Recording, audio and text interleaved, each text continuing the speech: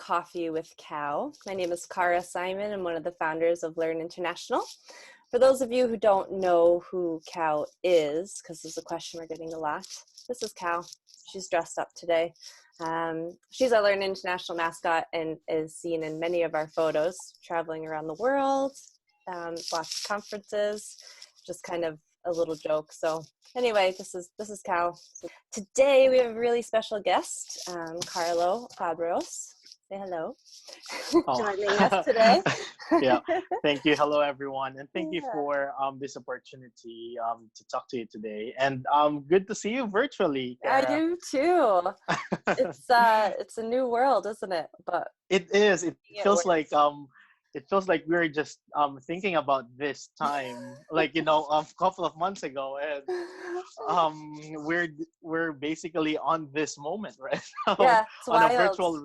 virtual world. Yeah. Yeah, I know. It's yeah, I was gonna talk about your happy hour that you had with the forum conference that happened a couple of weeks ago, which is a great idea. But again, everyone's virtually coming together. So big part of this podcast series is to just talk about current events, what's going on, who you are, where you've come from, how you ended up in international education. So Yeah. Carlo is a man of many hats. He is the founder of the Spark Initiative in the Philippines and also a business development manager at Student Universe. So why don't we get started and give me a little idea, maybe first where you are, like actually where you are in the world. Yeah, no, thanks for asking, Kara. I'm tuning in from Queens, New York. Um, Basically kind of the epicenter right now of the pandemic. So it's quite interesting to be into this type of environment right now. And yeah, just living each day by day, Yep. and still thankful that I'm still alive and my friends and family are well. So yeah. And I have to ask because the news media is making it sound like the worst place in the world, at least here in the US. So how is it actually living there and being there? Yeah, so kind of a little bit scared on going outside.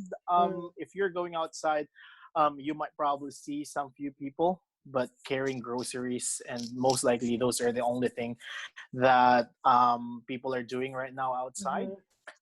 We are a couple of blocks from Elmhurst Hospital, Okay. which is the most populated hospital in terms of the affected people with the virus. So it's still quite kind of tricky. So I still feel comfortable and I'm more secure being inside, right? And having the luxury of looking into my walls here into my very small flat New York City apartment. Yeah. So yeah, it's been like this. And just to share with everyone, I only left the apartment once for about 28 days. Wow. Yeah. So basically me and my roommates just go hand in hand on doing perishable groceries, and we try to order online as much as we can on all of those items that is non-perishable, so that we could survive day by day. And we kind of ration our meals on the first month, because we don't know until until how this will going to end, because you don't want to go out, you don't want to get infected, and yeah, you just have to be smart with it. But You do. Kind of like interesting each and every Times. day, and kind of yeah. Yeah. Well, thanks for sharing that. I was just curious, being in New York City. Currently, I'm actually in upstate New York, and it's very different feeling than New York City, I think. So we don't have as many restrictions put on, although everyone is social distancing and whatnot. I have gotten out of the house a bit more than you, but there's also the benefit of suburbia versus a city. So hopefully you're keeping yourself busy and entertained. Yeah. Speaking of entertain, I look forward for the 7 o'clock club because we care. So Oh, it's amazing because a lot of people in the neighborhood are doing it. And they did another twist couple of weeks ago that every Thursday at 7 o'clock as well, after the 2 minute clap, yeah. everybody will sing along onto a song. The first one was New Really? York, New York, yeah, and the Oh, second one is Stand by Me. okay. Um, That was and my it's kindergarten graduation song, by the way. Stand by me. Yeah, yeah, so that's neat. I'll yeah. have to look. I didn't even know about that, so I'll have to check that out. Yeah, Huh. yeah, definitely. It's I mean, it's not fun being at home, but it's at least there is some entertainment on a Entertainment, week to week. talking with others. I mean, you go a bit mad, a bit Yeah. crazy if you're just by yourself. So Right. tell us, so you're originally from Philippines. How Mm-hmm. did you end up where you are today? Oh, Big do you question. want the long answer or the short answer? Whatever you want to give me. All right, yeah. So I was raised and born in the Philippines. And my grandfather is an American citizen, which I didn't know until we migrated to the United States. Ah, So basically, when I was in college, the USCIS, I think, sent us a mail on our house and saying that congratulations, your paper has been processed and welcome to the United States. And I was like, yay. what is this? What is this but yay? Yeah. So right after college in the Philippines, me and my family migrated to Guam. Okay. And yeah, we moved there, and I lived in Guam for about just over 6 months, Hmm. and right after that, I visited my friend in Utah, which works on a ski resort, and there's a lot Okay. of J1 students working on those ski resorts at that time. Mm-hmm. And then a couple of months later, I told to my parents that I'm not going back home. I'll stay. I cannot live on an island. um, And so they're okay with this, yeah, clearly. well, they have supported me because they knew that I I'm a traveler person. I go to different places and I cannot stand living in an island. And I Mm. told my parents that I have a better opportunity in the United States. Yeah, So I did that. that was how you Um, convinced them. Hopefully you still feel that way. Just kidding. yeah, well, yeah, well, I think I don't have to convince them at that time, Mm, but I'm thankful for them that they have supported me with whatever measures that I would wanted to do with my life. mm-hmm. So I was in Utah. I live a couple of years there. I work in the hospitality management because my background is in hospitality industry. Mm-hmm. I work from different positions, as a busser, as a server, as a dining room captain, as a dining room manager, and I moved to New York after a couple of years from Utah, and work at New Paltz at Ah, Mohawk Mountain House, which I was a dining room captain. mm-hmm. And then a couple of months later, I got bored. I don't know what to do. I just don't want to work and work and work. So I've decided to explore what the college life looks like in the United States, even though I had a college degree. So I applied at SUNY New Paltz Mm-hmm. for an international relations major. Little did I know that international relations is politics. I just saw the word international and I thought that I You're like, can fit sign me in. up. Uh-huh. Yep, I raised my hand. International relations, let's do this. Yeah. And yeah, on the first semester, I had 400 level classes on my first semester. Yeah. And I That's dropped, not a lot. so four two 400 level and then two 200 level Yeah. class. So I unfortunately dropped the 400 class because English is my second language. I don't know what I'm doing Yeah. at first. At first, I just wanted to party hard, want to do keg stand, like see the fraternities, all of those, stereotypical college That's it. life. I didn't, Yeah. I didn't even know that you have to study. Yeah, international relations or international business. So Yeah. I did international relations. But thankfully, a couple of years later, I've been involved with International Students Union, Mm-hmm. and get involved with a lot of activities and as well as clubs and organizations. Yeah, I was so excited, and a couple of years later, I graduated international relations student in Newport. Before graduation, I was planning to leave New York State. So that was January, February of that year, Mm-hmm. 2016.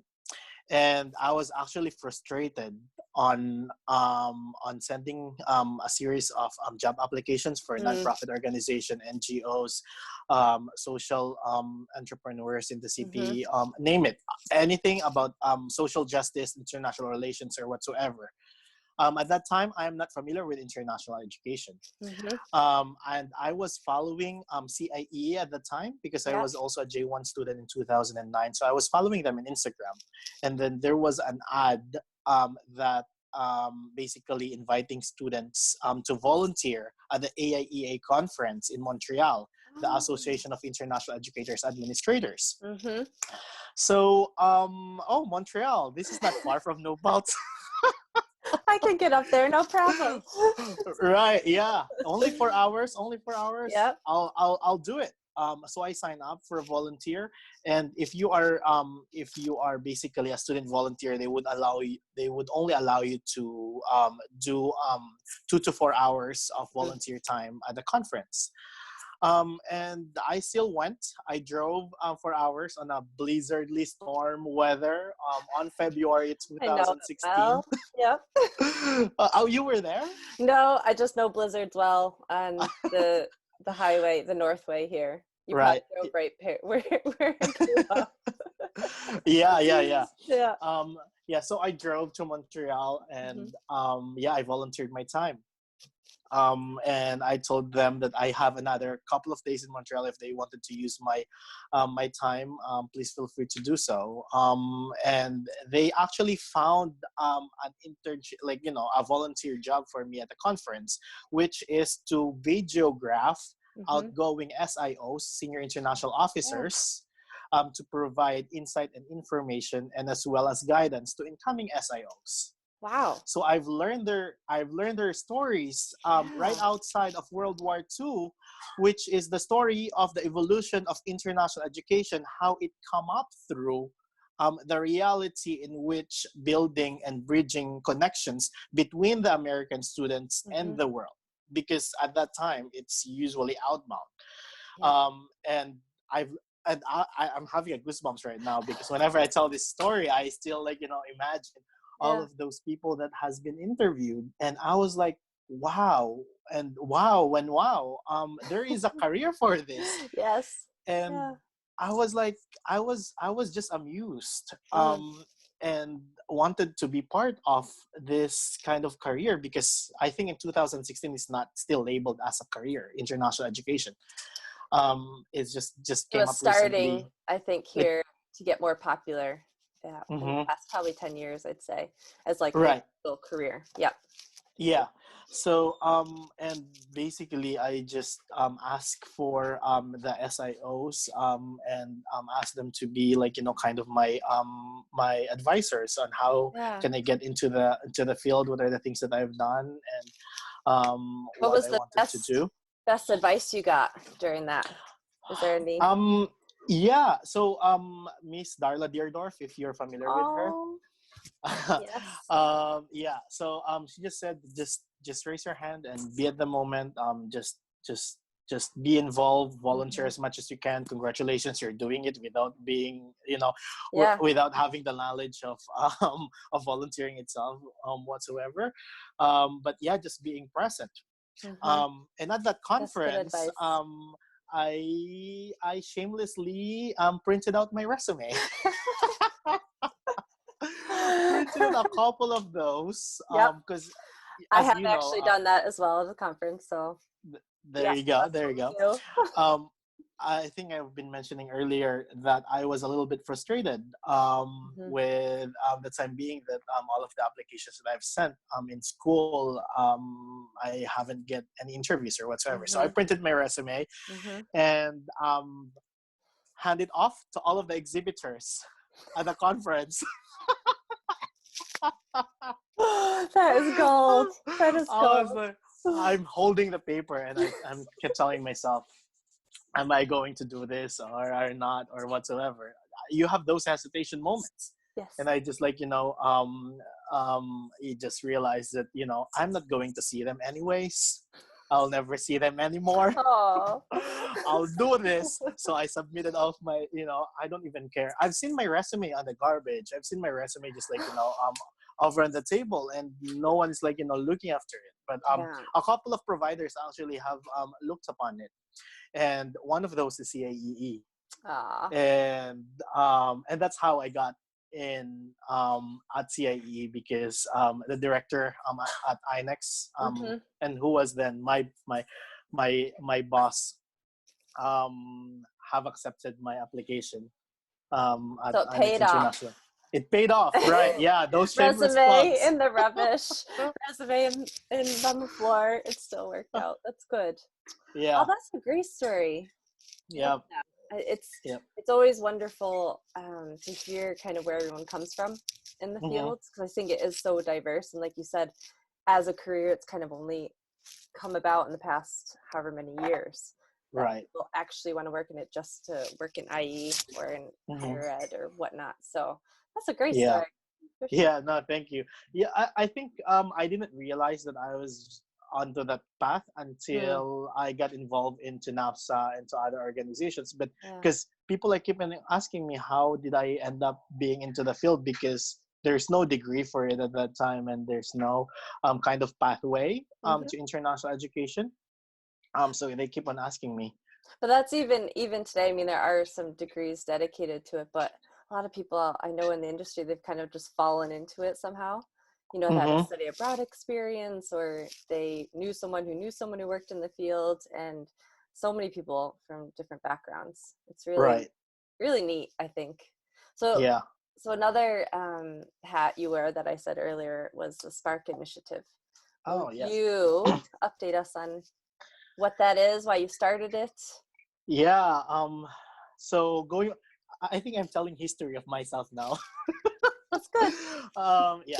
So Spark Initiative is a social initiative group that we founded in the Philippines, that I founded here in the United States, actually. Being in the hospitality field, right? You are getting cash tips from customers and clients. So basically, I've set aside all of my tips in 2014 to do an outreach program in the Philippines in 2015. Wow. And little did I know that a lot of people are interested in helping. And with that mindset of creating something of like an outreach program in the Philippines, have provided me the opportunity to resource people who are interested on being a committee on the organization. So basically, we are providing assistance and school materials and school supplies, and as well as food and groceries or whatsoever for the marginalized communities in the Philippines, especially those who are unable to go in the cities to get their supplies. Okay. Yeah. While being on college, I've realized how the SDGs are, the Sustainable Development Goals. And I've realized, and me and my team have realized that we need to have a program that really conveys this message. So our last program in the Philippines is, I think that's the most successful one, because we have provided a solar panel for two schools in the Philippines with more than 200 students. Before, they don't have electricity, and then they go on so few kilometers to get water. That's how rural it is. So I've thought that a solar panel would be great, so that the teacher can just bring his or her laptop, so that they could show moving objects and some videograph activities for the students, because they've never seen one. And solar panel have helped them to do that. And we also provided, instead of giving them individual school supplies, we created a sustainable toolbox in which we provide for the schools itself, and then they can recycle school supply items so that it will gonna be on a more sustainable materials in the longer run, so that they could only use whatever it's needed, and if I they love have that. extra at home, they could just like bring back home to the school so that other students can use it. Can use it. So yeah, So where and did we you, focus. oh, Yeah. sorry. I was just going to say, where did you come up with the idea that you wanted to develop Spark? What kind of sparked you to develop Yeah, Spark? yeah, so our mantra is, it only takes a spark to ignite a dream. I Mm-hmm. came up from the Philippines. I was raised and born there, and I know how hard it is to live in the Philippines. And sometimes, if you are not a well-off person, if you are not a doctor or a lawyer, or all Mm-hmm. of those are engineers or cool, cool jobs. I'm not a smart person. I'm the extracurricular guy person.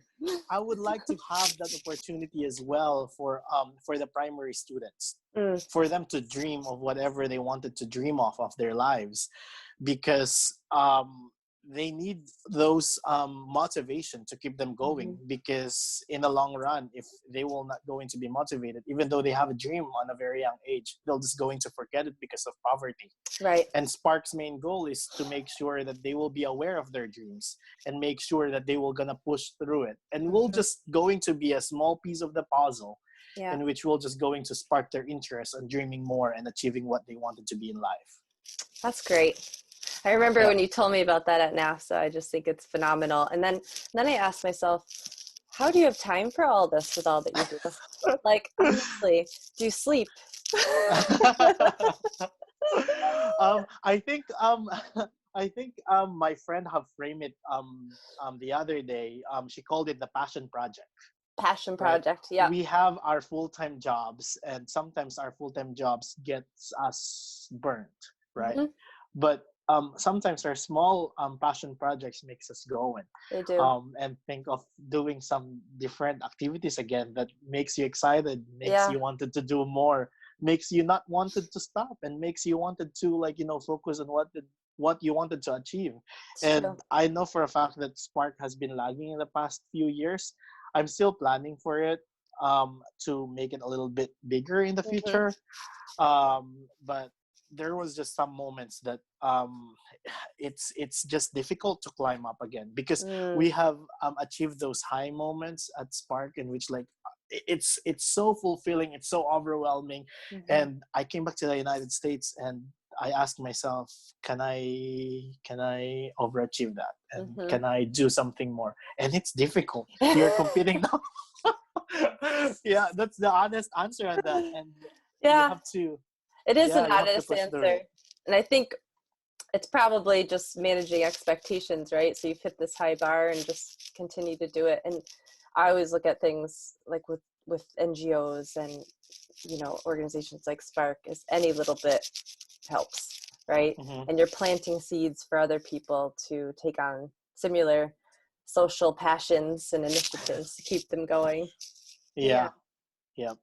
So with Student Universe, Hmm.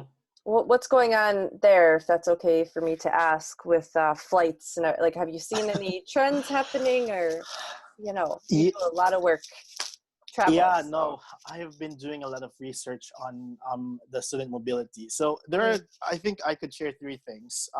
One of the basically airlines, probably Insight, and the second one would be student inside, and the third one will be the provider side, or the university, or the host institution, host organization. yeah. So in terms of students are eager to go. About seven about 64%, if I'm not mistaken, with 5,000 respondents that we had a Yeah. couple of weeks ago, really wanted to go on an international trip, as soon as there would be available flights for them. Okay, that's really Yeah, good so news, I think, for a yeah. lot of people. Right. I think a successful programming, you should be cognizant, and you should be always be thinking on those three different lenses: the institutions, organizations, providers, the airlines, or the carriers right now, and as well as the students itself. So Mm-hmm. students says we want to travel. Airline says that we need passengers to get into our planes and need the government to open up. Right. So basically, they will going to start to softly reopen things up on a domestic sense, wherein domestic flights were going to be available before increasing the traffic on international destinations. So it will going to be a gradual evolvements of flight availabilities for the work that we do in international education. In terms of the university setting, it's always the responsibility and their liability to their students. So making sure that the students are protected and secure wherever they may want it to go, and making sure that the students will gonna get the best out of their experience without jeopardizing their health or anything in particular with their safety and security. So that's kind of what I'm seeing right now, but I'm very excited to see what is the real sense of it after the pandemic. But I'm hoping that things will going to be to jumpstart and to welcome the new normal in our field. I think we're all in agreement, or at least I can speak for myself. I am as well. But it is positive with that research that students, what you're hearing as of right now, aren't scared to go. Often there's a reaction I find in the field, which makes sense, with safety and health, that there's always kind of a market delay for when things will pick up again. So students might want to go, but again, maybe there's restrictions with the airlines or the universities, or parents are really worried about students traveling. So when do you think things might pick up? Do you have any idea? What's your guess? So domestic travel, we are seeing and we're foreseeing that we're going to start in a couple of weeks, as long as we're allowed to fly again. So students are, you're not going to believe, but students are booking their flights since a lot of airline companies has so much flexibility in terms of change fee waivers. So I would want to, if I'm a student right now, I would want to check those destinations for November or December. I didn't even think of that, because it is flexible. I mean, I've gone through that myself, trying to fly back to Ireland. Yeah, that's right. I mean, that's pretty good for students, to do that, and then they have flexibility and no change fees. Yeah. In terms of time frame, I think it will going to start May or June or July this year for the domestic programs, domestic flights, and then it will pick up most likely November for international flights, and we will going to see the new normal on international destinations by about February or March next year. Okay, because it's going to be a gradual 2021. So just saying this, I think it would be good. I mean, I don't want to suggest for the universities to do something, right? But just something to think about for their winter and J-term programs. I think if things goes back into the new normal, I think they need to. I mean, they can take advantage of the airlines' flexibility as well as great rates for students for the January term programs. Yeah, and I think there are people, whether it's hopeful thinking or whatnot, but January seems to be a time when people are starting to plan. I know we're getting inquiries about J-term programs and things like that. So we're all hopeful that it'll, people buy flights and want to go abroad again. Yeah. No, I think a lot of people are excited to be out there again. I just miss traveling too. I was going to say, so you have all your wonderful what are they called? License plates or signs on the back, right?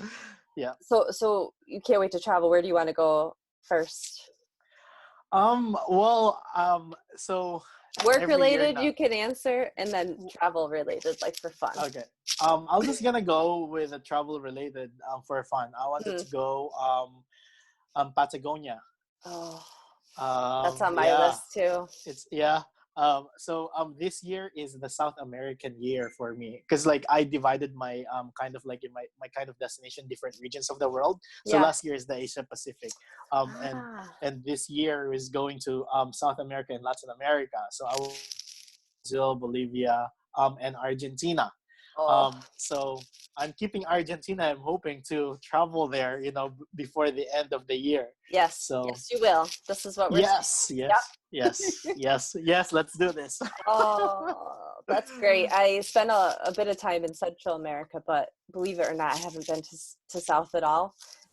It's Mhm. funny. It's one of these things growing up in the States. I'm like, oh, it's a quick flight. Oh, I'll get there. No problem. It's easy, right? I'll save that for whenever. Right. So Yeah. you'll have, I mean, all the students we've worked with going down there and just friends. Amazing, Mhm. amazing part of the world.